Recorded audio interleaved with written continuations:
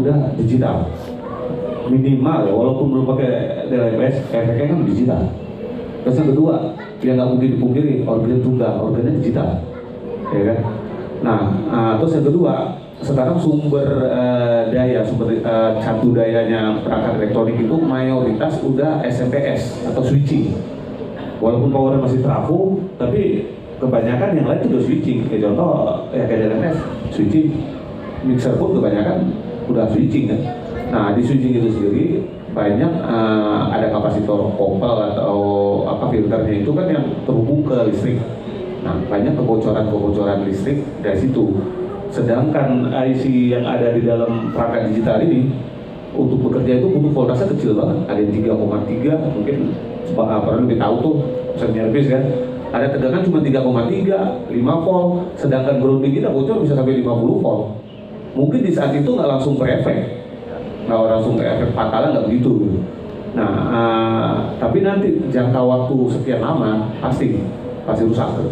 Makanya dibutuhkan grounding. Nah, terus yang jadi pertanyaan nih, di manakah letak grounding yang benar? Nah, coba kira-kira teman-teman nih, biasanya nge-ground itu di mana?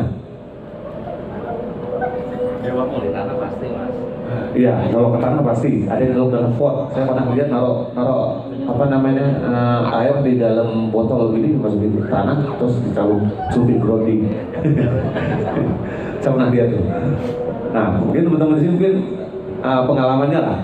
Grounding yang benar itu ngambilnya dari mana dan kemana? Kalau saya titik poin di stabilizer, Mas. Stabilizer. Iya, karena stabilizer sudah connect ke ground semua, sampai soket-soket semua kabel 3 Iya. masuk di ground. Nah, itu mewakili salah satu ya. Sebenarnya lebih tepatnya di panel. Nah, lebih tepatnya di panel kan. Panel.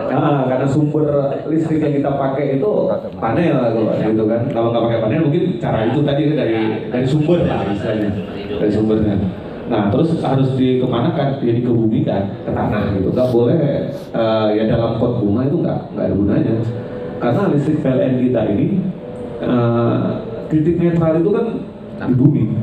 Kalau kita lihat kabel listrik yang di atas itu, kabel tegangan tinggi itu kan cuma 3 fase semua tuh, fase semua kan RST gitu kan. Nah, groundnya itu netral itu kan ngambilnya dari tanah. Nah, groundnya satu kabel, terus fasenya 3. Jadi 3 dikeroyok 1 nih. Keseringan netralnya kalah, makanya listrik sering drop di ujung-ujung itu sering drop karena netral udah kalah duluan dari yang dekat-dekat gardu.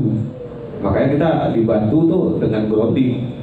Nah, dibantu bukan dibantu sebenarnya ada selisih tegangan antara fase dengan netral dan fase dengan tanah itu tadi. Nah, makanya perlu grounding supaya menyamakan lagi antara netral ke fase dengan ground ke fase. Nah, cara pengukuran grounding di sini ada yang tahu nggak nih? Cara gampang. Yang gampang dipraktekin di lapangan.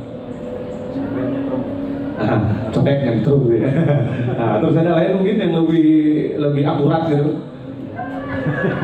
Cara gampangnya gitu. Kita pakai tester aja. Ya, pakai tester benar. Tapi titik yang harus diukur 0 sama N sama ground. nah, tuh jawabannya benar ya gitu. Jadi kalau mengukur grounding 0 antara netral sama grounding itu harus sekecil mungkin, seminimal mungkin. Bahkan kalau bisa 0, sekian volt kalau bisa. Nah, itu lebih aman. Nah, makanya kalau tadi kita groundingnya naruh di pot bunga, kalau kita ukur dicolokan begini dari netral ke ground yang ada di pinggir itu besar kemungkinan voltnya masih tinggi itu, karena nggak terhubung ke bumi ya. Karena PLN kalau nggak ke bumi. Beda ceritanya kalau kayak genset. Selama genset nggak masang ground ke bumi, kita nggak pasang ground itu nggak terlalu jadi efek. Karena nggak terkontaminasi dia, nggak terhubung. Kalau pakai genset, tapi dia gensetnya nggak nge-ground nih, nggak dipasangin ground. Nah, kita nggak pasang ground juga nggak terlalu berefek. Gitu. Yang penting ini dari listrik, dari PLN. Nah, makanya kan banyak kayak di Jawa bikin karnaval tuh. Kemarin saya sempat lihat ada video ditanya, itu kalau karnaval groundingnya kemana tuh? Dalam mobil jalan gitu kan. Nah, harusnya kalau secara logika kita aja berpikir grounding kalau yang kita butuhkan ini karena apa? Urusannya sama PLN. Karena PLN itu menggroundkan netral, ya kan? Nah, si genset sendiri nggak mungkin menggroundkan netral kan dalam kondisi jalan di atas mobil. Nah, jadi caranya apa ya? Satuin drone-nya genset sama drone perangkat kita melewati media apa ya terserah. Nah, gitu. Yang penting terhubung gitu loh. Nggak mesti harus ke tanah. Gitu. Mungkin itu penjelasannya kurang lebih masalah grounding. Jadi selain itu, Di gedung sebenarnya kalau instalasi yang standar udah ada grounding disolokan iya. atau di panel udah disiapin. Ya kalau di mana? Ya anggaplah kalau gedung ini masalah instalasi ngasal, kita bisa cari besi yang di cor bisa. Nah, itu salah satu solusi juga. Kan pasti kan besi itu dari atas sampai ke bawah kan nyambung di situ. Nah, itu bisa solusi juga buat ngakalin kalau grounding di instalasi mereka nggak benar. Tapi harusnya sih benar, SOP kan berlaku kalau untuk gedung gede kan. Nah, tapi kalau ketemu yang begitu tuh, solusinya paling nyari besi yang terhubung itu ke tanah. Karena kita mungkin di lantai sekian gitu kan. Nah, itu mah. Kadang-kadang masalahnya kita nggak pakai kabel 3 Mas. Nah, itu Yang selalu wajib. pakai colokan kan, Betul. kabel 2 yang satu nggak kepake. Betul. Rata-rata lain meskipun dicolok itu selalu nyetrum, kalau kita nggak pakai groundingnya. Grounding nggak dipakai ya. Nah, itu makanya kabel listrik itu 3 tuh wajib sebenarnya. Wajib. Kok si ACB hampir selalu begitu. Iya, kebanyakan. Rata-ratanya kan Semuanya, Mas. pakai kabel Rata-rata. Bapak nggak kabel dulu, Pak? Apa tau? kabel 2 dicolok. Betul. Terusnya nggak nyambung. Betul. Karena itu sistem dulu itu belum ada switching, belum ada SMPS. Mungkin cara itu masih aman-aman aja, nggak terlalu berefek. Kalau sekarang semenjak ada switching, udah nggak bisa. Grounding itu wajib jadi. Nah, Pertanyaan selanjutnya. pertanyaan pertama tadi masalah slope ya. Oke. Nah, menentukan slope itu sebenarnya ya kita harus dibantu alat ukur sebenarnya. Nggak bisa cuma feeling kuping. Jadi ibaratnya ada orang yang masalah alat ukur ini masih kontroversi nih. Ada sebagian orang membenci alat ukur. Wah, saya nggak perlu alat ukur, soalnya mah ala kadar. Yang penting budi, dengerin. Sekarang gini, alat ukur itu sendiri kita lihat di dunia lain, jangan di Sonistem dulu, di kedokteran pokoknya. Ada dokter udah kuliah ke luar negeri mengambil spesialis, udah sekian spesialis apa lagi itu, pulang ke Indonesia buka praktek. Tetap kan mereka pakai alat ukur. Ya salah satunya dengan yang ditempel di kuping itu salah satu alat ukur. Yang potensi darah itu kan juga alat ukur. Belum lagi yang buat periksa darah dengan jantung dan segala macam itu kan alat ukur. Nah itu udah ahli begitu aja masih tetap mereka butuh alat ukur. Nah terus yang kedua contoh lagi pedagang. Orang nih jualan di pasar udah 50 tahun jualan buah gitu. Pakai timbangan nggak dia? Tetap kan, nggak mungkin diambil mangga, oh di sekilo pasti gitu, nggak mungkin. Walaupun feeling dia mungkin udah cakep nih, ini sekilo dia bener sekilo umpamanya, tapi tetap pakai alat ukur supaya memastikan dan jadi acuan bahwa ini sekilo gitu. Begitu juga kita di audio, kita juga butuh alat ukur untuk memastikan tindakan apa yang kita ambil dengan melihat data-data itu gitu. Ya contoh kayak frekuensi tadi.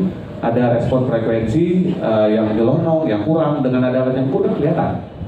Nah, terus yang kedua menentukan fase juga dari situ dari alat ukur bisa kelihatan. Yang ketiga kayak impedansi.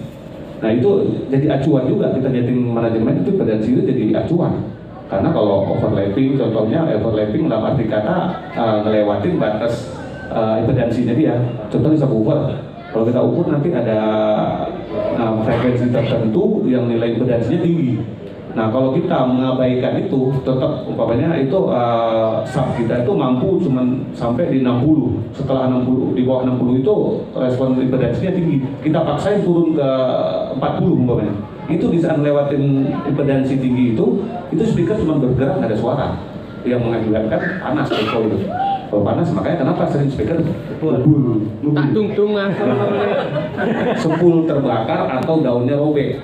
Nah itu penyebabnya itu karena overlapping dari impedansi tadi. Nah tapi kalau bicara overlapping itu ada dua kan. Ada orang pakai overlapping frekuensi ditabrakin kadang. Nah balik ke slope itu tadi untuk menentukan slope alangkah baiknya kita pakai alat ukur. Jadi kita tahu dulu respon si speaker kita. Nah nanti untuk menyambungkan ke frekuensi berikutnya, sub kita potong sekian, low kita potong sekian. Tapi di saat dihubungkan, dihidupin bebarengan, itu bisa terjadi penurunan frekuensi di area itu. Karena yang disebut tadi frekuensi cancelling. Nah, cancelling itu diakibatkan karena delay. atau delay itu udah paham belum tadi? Ini masalah delay dulu nih, nanti jadi rancu lagi nih. Delay itu apa tuh udah kira-kira udah pada paham nggak nih? Nah, delay itu apa gitu kan? Nah, karena terus dari delay itu pun terpecah lagi nanti ada delay akustik, ada delay disebabkan oleh elektronik kan? Nah, itu ada lagi. Nah, sekarang kita persimpel dulu lah. Delay itu mungkin disederhanakan. Delay itu bisa dibilang ibaratnya jalan bareng. Nah, oke, orang gerak jalan gitu, dibarisin 1, 2, 3, oh jalannya bareng semua gitu. Nah, itu kalau bisa begitu berarti nggak ada delay. Tapi kalau ada salah satu yang jalan duluan, nyolong start, ini nyusul belakangan, nah itu berarti udah ada delay. Yang ini nyusul belakangan jadi delay.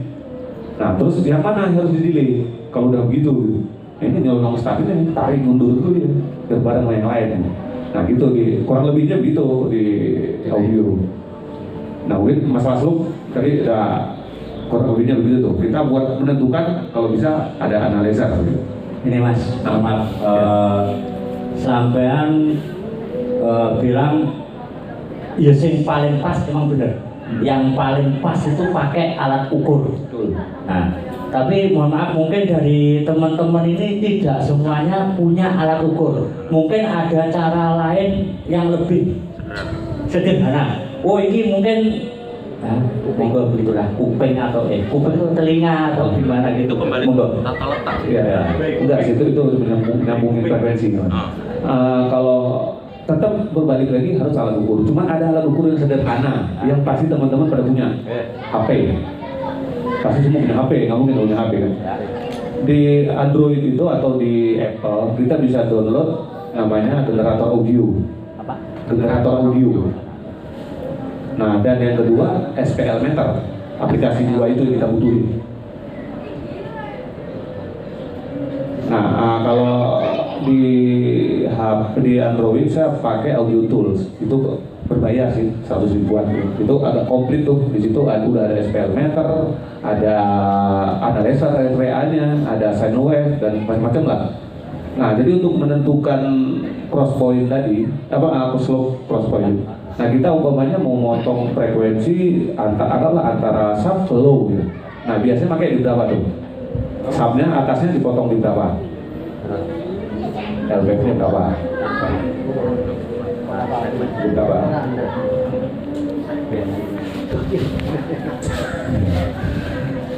Nah, anggaplah gampang cepet gitu ya.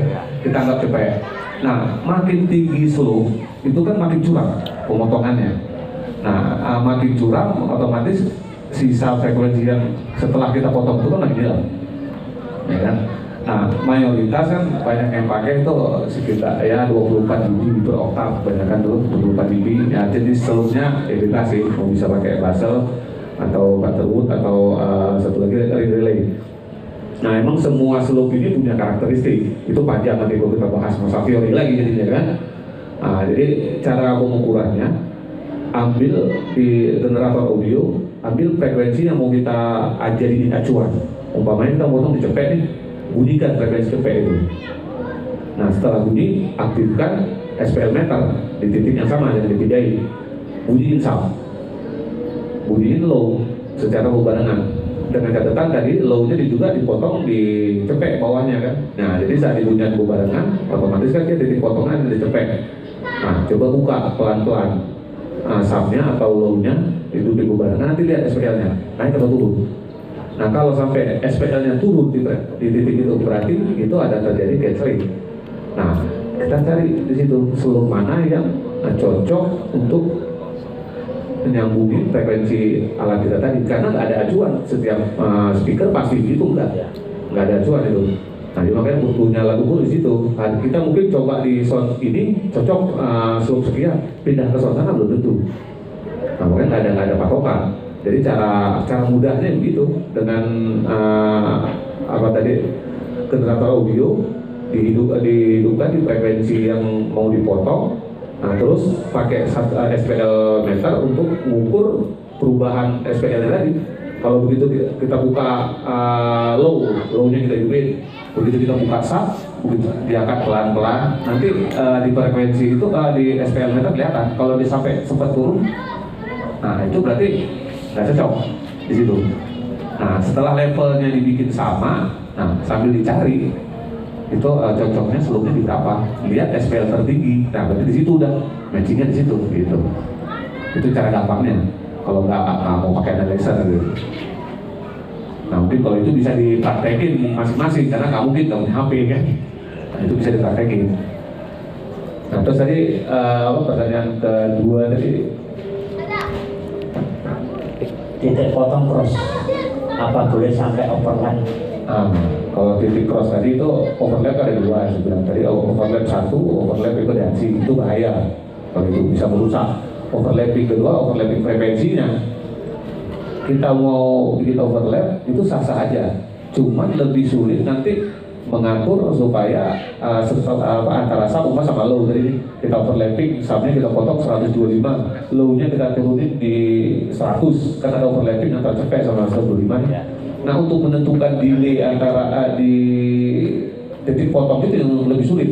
Nggak bisa tadi cuma pakai generator audio karena overlappingnya itu lebih dari satu frekuensi, dari 100 sampai 25, berarti ada 20 Hz di situ yang lewat kan.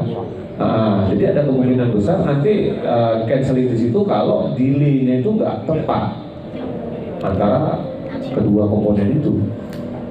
Nah itu sah-sah aja, overlapping nggak masalah. Yang penting bisa memastikan delay-nya tepat.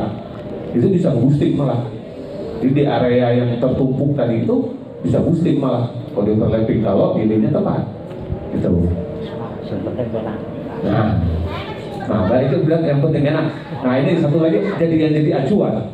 Sound system itu harus enak atau harus benar? Benar dan enak. Nah kan dua, kan milih salah satu mas ya. Kalau enak kan selera masing-masing. Kalau benar ya harus pakem. Oh ya benar. No. Tapi yang penting benar. Gitu. Cuma kebanyakan kan soundnya punya enak. Nah, Ya enak menurut situ beda. Nanti selain lagi kan. Iya. Tapi kalau benar, sound udah benar nih. Tapi ada yang bilang nggak enak, berarti dianya seleranya yang belum benar. Ya contoh ke Mas Teguh. Mas Teguh tuh main di studio recording. Boleh tanya Mas Teguh, ada nggak speaker di studio recording itu yang pakai selain speaker flat? ada Ya, ada nggak Mas? Ada nggak selain speaker flat yang dipakai di studio recording? Ada. Kalau belum punya pakai Nah, kalau belum punya terpaksa gitu kan. Nah, terus yang kedua, ada orang suka bilang, oh ini sound dangdut, oh ini sound band. Kan ada yang begitu ya? Ya. Nah, karena apa? Itu sound itu punya karakter. Sound systemnya dibikin berkarakter. Akhirnya ya cocok di sini dan cocok ke sana. Tapi kalau kita balik lagi tadi ke pembahasan awal yang Mas Arief bilang, sound itu kalau bisa wet. Nah, sama kayak di studio pun dengan speaker yang sama, beraneka ragam jenis musik, mixingnya pakai speaker itu enak-enak aja kok. Ya kan? Nggak mungkin Mas Teguh hari ini campur sari nih mau bikin musik campur sari pakai speaker ini, oh besok masuk band ganti lagi speaker, nggak mungkin. Pasti itu pakai speaker saya mah. Ya. Makanya kalau saya jadi acuan untuk monitoring atau FOH pun sebisa mungkin cari yang flat. Apalagi ini mayoritas kan mainnya di hajatan ya. Nah, mainnya hajatan, mixer cuma satu. Kalau monitornya nggak flat, FOH punya karakter sendiri, FOH punya karakter sendiri. Nah kita mixing ribet. Iya. Oh iya. Ya kan? Kita ngenakin depan monitor komplit. Ya mau mas taknya ketebelan, tipisin lagi. Nah kita tipisin ke depan, wah cempreng taknya. Ya, karena tadi antara FOH sama monitor ini nggak sinkron, nggak sama. Beda karakter gitu. Makanya diusahakan sebisa mungkin sama karakternya antara monitor sama FOH. Kecuali kita pakai dua mixer. Nah itu udah bebas, punya area masing-masing, monitor punya area sendiri, FOH sendiri, jadi bergerak masing-masing. Itu sih nggak terlalu trouble. Tapi untuk kita yang biasa main di hajatan yang mayoritas pakai satu mixer, ya kalau sebisa mungkin FOH sama monitor itu karakter sama. Jadi nggak bersulit. Nah, terus satu lagi, saya sebenarnya bukan operator, bukan apa namanya, kan di sound system itu ada 3 ya. Soundman itu operator, sound engineer, sama sekarang ada satu lagi sistem engineer. Nah saya ada di sound engineer-nya. Operator saya pelengkap buat saya, karena saya basicnya operator itu harusnya kan dari musisi yang benar-benar mengerti karakter alat musik. Nah jadi pewarnaan di dalam mixing ini benar-benar dikuasain. Nah kalau saya lebih ke sistemnya, ada apa? Engineer-nya, pengaturan sistem di sound systemnya itu. Nah kalau masalah mixing, gimana cara nyari takbut yang enak, nah, ntar nih ada bagiannya. Nah ini yang spesialis soundman, operator gitu. Nah tapi kalau speaker kita tadi udah bener, udah flat istilahnya, terus sumber suaranya udah bener, ya salah satunya mungkin gendangnya tuningnya udah bener, mic yang kita pakai udah sesuai dengan kebutuhannya. Nah dengan speaker udah flat, kayaknya operator tak terlalu sulit ngerjainnya, udah lebih mudah gitu kan. Nah kalau speaker masih kusut, ya itu kerjaan operator. Jadi nyarinya susah kan. Lah gendangnya suwek ngono kaya gitu ya. Ya lho. Kon nyeting piye? Gendangnya suwek kon nyeting penak. Nah kan tukang sound itu bukan tukang sulap kan ya kan. Jadi kalau sumber suaranya belum benar, minta dibenerin sama operator, gimana caranya? Itu kan tukang sulap. Benerin dulu sumbernya. Jodoh. Iya itu masalahnya. Nah mungkin udah mewakili pertanyaan yang tadi ya. Selanjutnya. Nah, selanjutnya. Pertanyaan selanjutnya. Oh ya. Akronim udah lewat ya. Yang terakhir Kabel sama itu apa? listrik sama kabel audio. Aturan vokal. Itu mungkin Nah, di nanti itu bagiannya. Nah ini bagiannya kalau itu. Mixing itu. Siap. Tapi paling nggak nanti saya kasih gambaran aja gitu kan. Nah kalau masalah kabel, sebenarnya kabel kalau saya karena nggak melihat merek. Nah sekarang ini kita udah terlalu banyak dicekoki sama apa? Merek sama apa? Orang-orang marketing. Orang-orang marketing seolah-olah brand A paling bagus, brand B paling bagus. Kalau saya udah mau usah lihat situ, kita merem aja. Penting kita tuh basicnya. Kita mau pakai brand apa terserah, gitu kan. Nah kalau kabel listrik itu secara fungsional dan karakteristik frekuensi makin rendah frekuensi. Jadi kalau kabel itu kan kabel serabut atau lama kan banyak di dalamnya itu banyak ada beberapa isinya itu ada beberapa helai gitu kan. Nah kalau frekuensi rendah itu dia makin menuju ke tengah, ke inti kabelnya. Jadi kalau ada banyak begitu kita ambil satu serabut. Nah makin rendah frekuensi itu makin ke tengah, ke intinya kabel, ke tengah. Makanya kalau frekuensi rendah saya nggak terlalu neko-neko, saya pribadi loh ya. Saya nggak terlalu neko pakai kabel listrik pun nggak apa-apa. Yang penting penampaknya besar dan bahannya tembaga murni karena pengangkatan kain itu kan tembaga. Kalau mau pakai jemo, kayak mau pakai federal, kayak penting standar dalam arti kata penampaknya besar bisa 4 mili gitu. Terus bahannya benar tembaga nggak masalah. Tapi yang beda buat frekuensi tinggi itu yang nggak sulit. Karena frekuensi tinggi itu dia bergerak itu makin keluar dari inti kabel tadi. Jadi pinggirannya doang, tengahnya nggak kepake. Nah, jadi kok Yang penting bukan kabel kawat ya. ya, kalau sap masih bisa dimaklumi. Kalau sap ya, kalau frekuensi rendah Oh bisa ya? masih bisa. Kawat, kabel Masih bisa, kawat. frekuensi rendah masih bisa. Karena kan dia negara inti, yang penting gede. Ya kan nggak mungkin kita pakai buat sap, kabel depan ini kawat, gulungnya gimana? Susah ya. Ngandung wong. Kalau frekuensi rendah masih bisa. Kalau untuk sub Iya, kita bilang simpelnya gede. Betul. Nah, itu ada minimalnya enggak? Minimal itu ada lagi, mungkin bisa di-download, ada tabelnya ukuran kabel standar untuk berapa watt, berapa impedansinya, berapa watt dia kan ampere yang lewat nanti kan. Nah berapa ampere, terus satu lagi impedansi di ujungnya berapa ohm tahanannya. Nah itu mewakili makin kecil impedansinya, umpamanya speaker kita pakai 8 ohm sama 4 ohm. Nah kalau 8 ohm itu mungkin kabel nggak terlalu gede, masih sah-sah aja karena beban di sana kan gede, masih tinggi. Nah makin turun impedansi bebannya makin tinggi, arusnya makin gede lewat, makanya harus lebih gede gitu. Terus kalian dijelaskan masalah jarak kabel juga. Nah itu masuk ke kabel, ada kabel semua kalau mau di-download ada di Google tuh kabel Kan panjang. kita letak power di atas panggung gitu, terus subnya tuh bisa 20 meter. Kalau makin rendah frekuensi berarti arusnya makin tinggi. Sebisa mungkin kabel sependek mungkin. Jadi kalau bisa speaker itu di bawahnya ada powernya. Nah makanya aktif suaranya ditaruh di mana aja enak. Iya. Nah karena kan powernya ada ngikutin dia. Berapa panjangnya, berapa meter gitu? Ideal. Kalau maksimal itu tergantung gedenya kabel itu tadi. Dengan itu di tabel itu kita tahu di Google ada kabel apa namanya ya? lupa saya nama kabel. Pokoknya ada kabel itu untuk Jauh pun nggak apa-apa, yang penting kabelnya gede.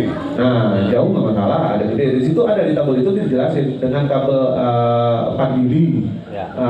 Kita pakai garansi 4 ohm, jarak maksimal sekian. Ada namanya loss energi di situ berapa cuma turunnya, gitu. Kalau makin kecil kabel makin gede. Lossnya semakin Makin kecil kabel, loss energinya makin gede. Gitu. Nah, untuk frekuensi tinggi, balik lagi tadi dia bekerja di luar inti kabel. Makanya untuk frekuensi tinggi kita cari kabel yang serabutnya banyak. Ya tetap bahannya tembaga, tapi serabutnya sebanyak mungkin. Itu ciri-cirinya begitu. dan kalau bisa sependek mungkin. Kalau pendek, kalau yang frekuensi tinggi nggak terlalu, karena dia kan arus yang lewat harus gede bagi frekuensi yang lebih tinggi. Itu Nah, jadi ciri-cirinya begitu. pengaruhnya di kabel atau di speaker dengan perbedaan kabel. Hasil di outputnya di speaker. Yang umpamanya keluar dari power itu udah bagus nih, respon frekuensinya cakep, udah bagus. Tapi nyampe ke speaker tapi udah berubah gara-gara pengantar itu tadi kabel gitu. Habis di jalan. Habis di jalan. Soalnya ada konten juga yang bilang kabel listriknya duduk kabel son. Nah, balik lagi kabel sound buat apa dulu? Kan kabel listrik itu kan frekuensinya 60-50. Sama AC, listrik AC, speaker udah AC. Bukan di situ. Enggak, AC kalau di AC itu jempol. Asli. AC juga sama. Yoko juga ngomong. Sama. AC ya. Nah, cuman bedanya itu frekuensi listrik 50-60. Jadi Makanya kalau buat subwoofer, kalau buat saya pribadi masih sah pakai kabel listrik dan saya sendiri masih pakai kabel listrik untuk subwoofer. Nah, karena sifatnya frekuensi itu makin ke bawah tuh makin kita ke inti. Jadi nggak terlalu rumit di urusan kabel, dia agak rumit ini ke atas, mid high-nya itu. Nah, itu kan rapat. Berarti saya ini nyalanya 40 meter kabel. Nah, habis di jalan. Coba di compare aja, iseng-iseng nih. Berarti dipotong 20 tuh. Bapak tuh 20 anak aku. Potong 20 nih. Kebutuhan. Iya. Ya, makin panjang kabel, makin harus gede diameternya. Iya, udah pakai sampai 40 meter nggak apa-apa, kalau pakai 65 berarti banyak penurunan. Berarti lebih bagus kalau apa namanya kayak di Jawa itu kan power itu Iya, gede, benar. son. Di bawahnya speaker. Nah, makanya kayak acara-acara gede, konser-konser gede itu rata-rata power kan Iya. FOA. Tapi kalau di sini ya jarang. Enggak. Jarang. Iya, jarang karena itu Bukan kan jarang enggak lokasi.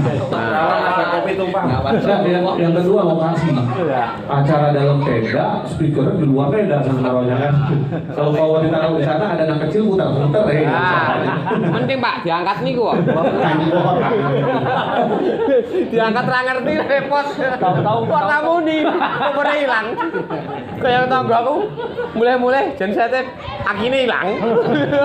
Tadi akine, lho kok akine ning kono Mas? Dibentak kono hilang Mas, ada lagi ngurip petok.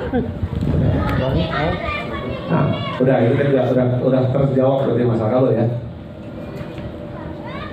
Nah, berikutnya ada lagi mungkin yang mau ditanya. Oke, mungkin untuk kamu cukup ya. Saya ucapkan terima kasih. Buah dari pertanyaan ini menghasilkan suatu diskusi, ya toh, yang merumuskan apa yang menjadi keluh kesah kita bersama. Ya toh, pada akhirnya mewakili teman-teman dapat hasil dari diskusi tadi. Makanya saya harap semua yang punya pengalaman tolong sampaikan biar menjadi bahan materi untuk kita bersama. Oke, sekarang Mary menurut. Halo, assalamualaikum warahmatullahi wabarakatuh. Saya ingin menanyakan, saya kurang paham antara frekuensi bawah sampai frekuensi atas. Saya bilang DLFS kan ada frekuensi bawah sama frekuensi atas. Apa yang dimaksud antara frekuensi bawah sama atas? Oh, LPF sama HPF ya. Kalau LPF itu berarti kan frekuensi bawah yang diperbolehkan lewat. Nah, berarti umpamanya LPF-nya cepet. Nah, berarti dari cepet ke bawah tuh yang bunyi, cepet ke atas nggak bunyi. Kalau HPF berarti dari cepet ke atas yang bunyi, gitu. Kan gini, sering teman-teman bilang kan frekuensi bawahnya berapa, kita main di soft kan. Frekuensi bawah apa, frekuensi atas berapa? Nah, pemotongan itu, pemotongan frekuensi tadi. Nah, kalau frekuensi bawah, mungkin bawahnya itu di manajemen kita potong di berapa nih? Di 40 atau 30 gitu. Nah itu frekuensi bawah. Kalau yang atasnya berarti pokoknya dicepek apa 90 itu frekuensi atas.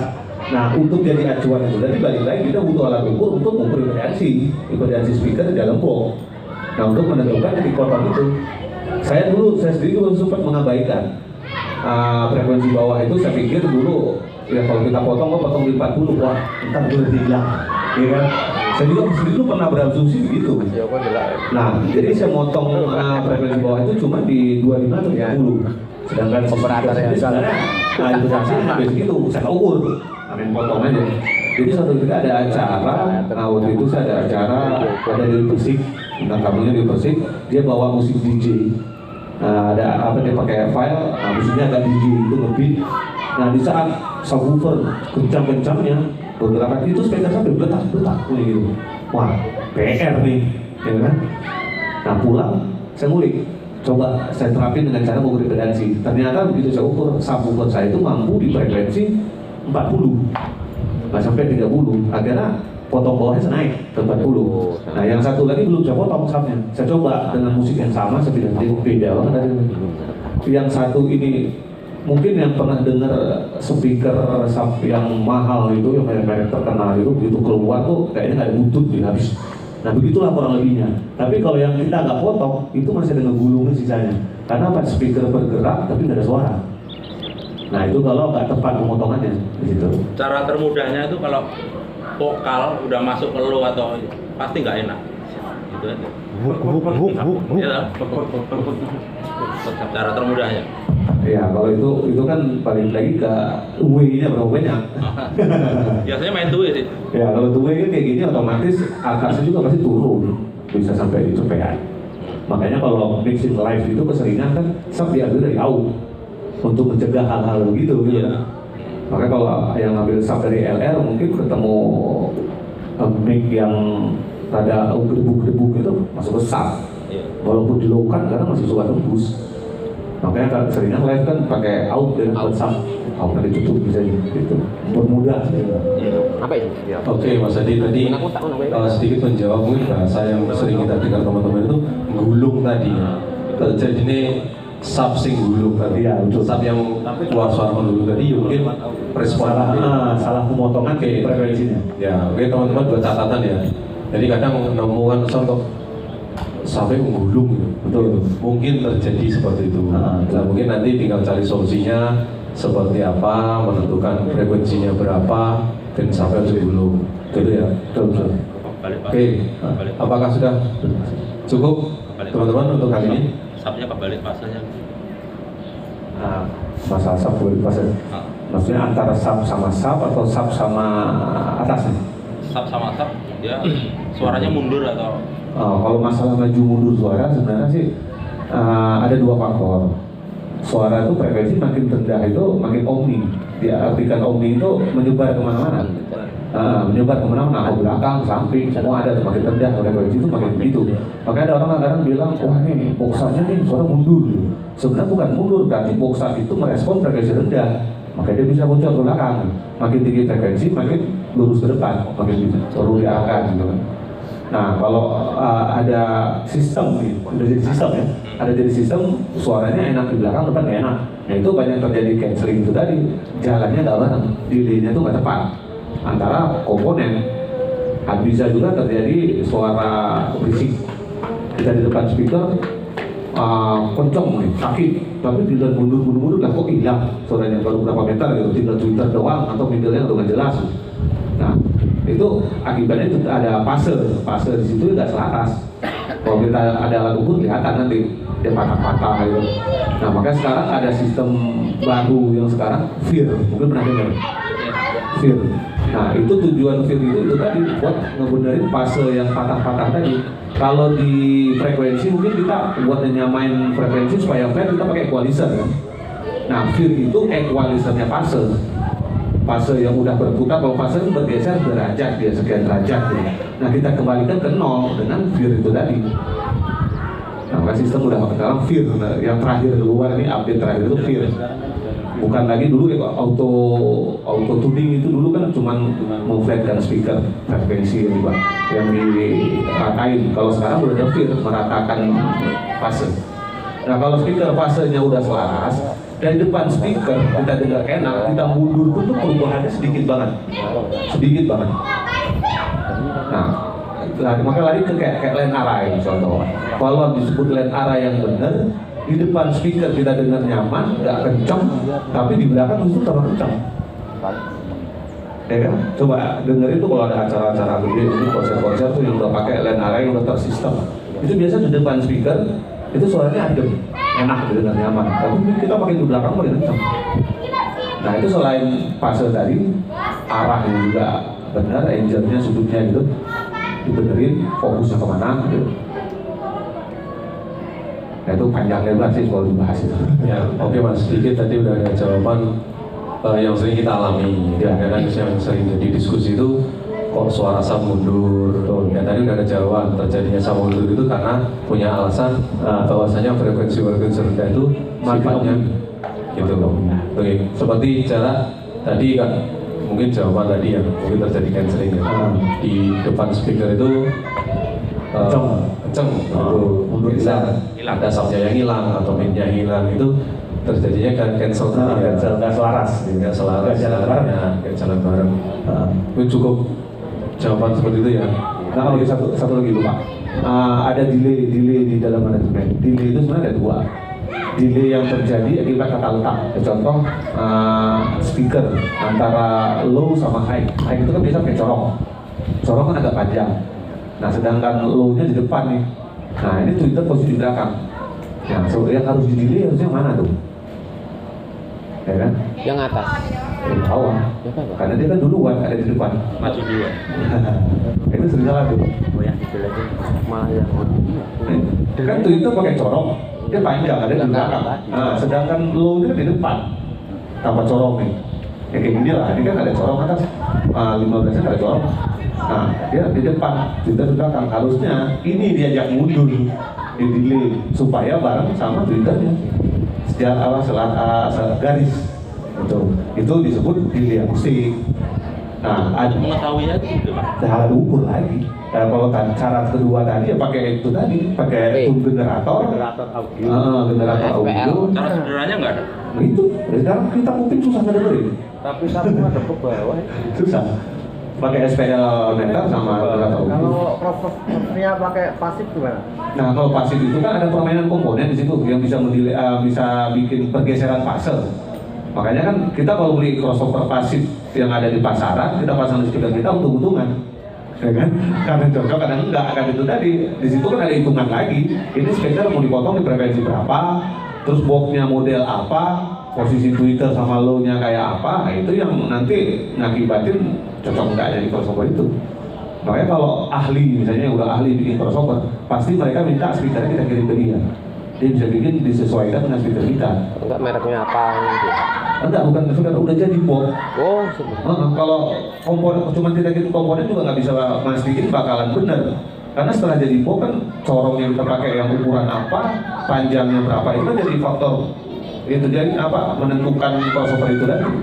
Nah kalau mau maksimal, kirimlah ke box-boxnya. Mungkin banyak di YouTube ada konten-konten, salah satu yang ada konten teman saya di Kebumen tuh, Mas Suryanto mungkin tahu, DS Audio.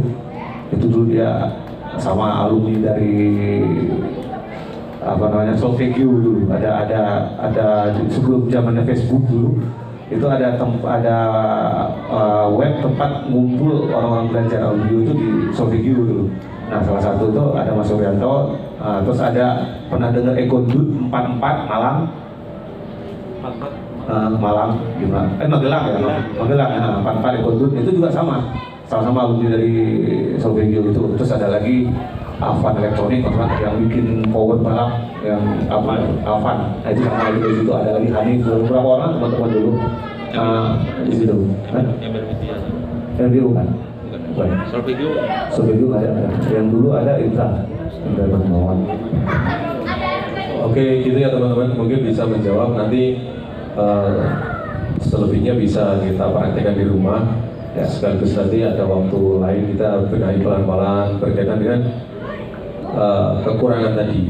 Yang jelasnya menurut saya kekurangan di sini ya alat ukur tadi. Mau nggak mau kita harus meluangkan waktu lagi nanti misalnya kita butuh pengukuran kan masing-masing, karakter bomnya masing-masing gitu.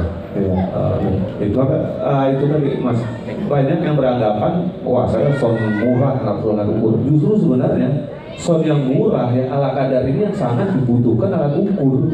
Gimana kita mau memaksimalkan kalau kita nggak tahu kekurangannya. Dengan alat ukur justru dengan sound ala kadar istilahnya yang murah ini bisa hasilnya maksimal dengan alat ukur gitu. Kalau tanpa alat ukur nebak-nebak ya makin kusut. Nah itu banyak yang asumsi begitu. Nah, jadi dianggapnya tuh alat ukur itu butuh untuk sound yang bagus. Dan sound yang bagus nggak usah diukur lagi dari pabriknya, udah diukur duluan, udah tinggal pakai gitu. Nah justru kita yang custom ini yang butuh alat ukur buat menyamaratakan sama yang pabrikan. Nah makanya sini saya bawa aktif, ini salah satu produk saya juga, ini udah di SP. Jadi kita bisa input preset di dalamnya. Nah ini sudah saya ukur, saya bikin suara se-flat mungkin. Nah mungkin nanti ya bisa buat di compare kali kan, yang kebanyakan orang pakai, yang selama ini sering tercekoki sama brand, ya kan, ya brand A, brand B, brand C. Jadi di sini banyak yang pakai mereka, ikut pakai, padahal nggak tahu patokannya apa, ikut-ikutan aja gitu kan. Nah kadang-kadang terus yang kedua, kadang nilai jual, beli merek ini, nanti supaya dijual lagi gampang. Nah situ mau ngerental atau menjadi pedagang. Iya kan? Mungkin kalau kayak Mas Arif, dia karena jualan, wah begitu merek yang pasaran nih, wah kampung, wah enggak bisa menjual gampang kan. Nah tapi kalau untuk rental yang kita cari kan hasil, kualitas gitu. Brand untuk mata aja, kecuali rental yang udah kelas atas kali ya, yang buat event itu yang dicari bukan lagi hasilnya, tapi lebih ke spesifikasi. Karena kalau acara event gede itu kan yang dikasih rider, kita monitor mesti merek ya kan, mixer ini, ya itu kalau arah ke situ, ya kita udah murni jadi perental, bukan lagi hobi mixer system. Itu udah istilah benar-benar bisnis. Kita beli barang yang banyak dipakai di event-event, nanti boleh sewakan. Masalah suara kusut atau enggak itu bukan nomor 10, yang penting sesuai spek, kayak itu. Ya kalau kita yang hobi di sound system, pasti kan pengen mencari hasil yang maksimal. Ya kalau bisa dengan budget seminim mungkin. Ya kalau sound mahal bagus nggak aneh. Nah sound murah bagus, nah itu yang dicari gitu kan. Oke, mungkin gitu Mas. Oke, makasih Mas Widian.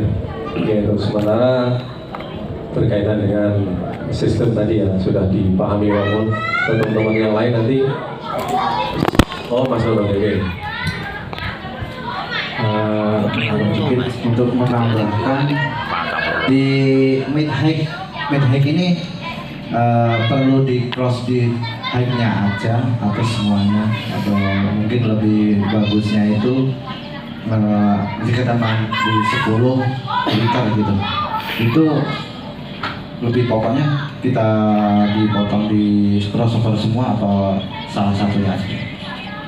Lebih bagus dulu dipotong. Karena contoh mic tadi high-nya pokoknya nggak dibuang ya, tetap tembus. Nanti balik lagi ke cerita tadi overlapping. Nah overlapping itu bertabrakan sama Twitter. Nanti banyak frekuensi di Twitter itu ikut hilang gara-gara mic-nya ini.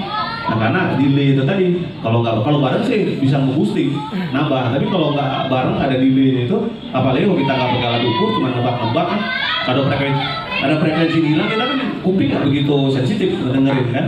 Nah itu malah nanti efeknya lebih jelek gitu hasilnya. Kalau emang bisa nyamain sih nggak masalah, kalau delay bisa pas gitu. Oke, satu lagi terima kasih Mas Nurul. Ini juga contoh sederhana. Terkadang kita ngebus gitu, naikin malah hilang suaranya, ada kan? Terjadi seperti itu, ya mungkin seperti itu tadi kejadiannya. Semakin dikencengin semakin hilang suaranya. Itu nanti Kenceng lagi meledos. ya, Solo le. ya pasti seperti itu karena udah melewati sampai klip tapi ya very.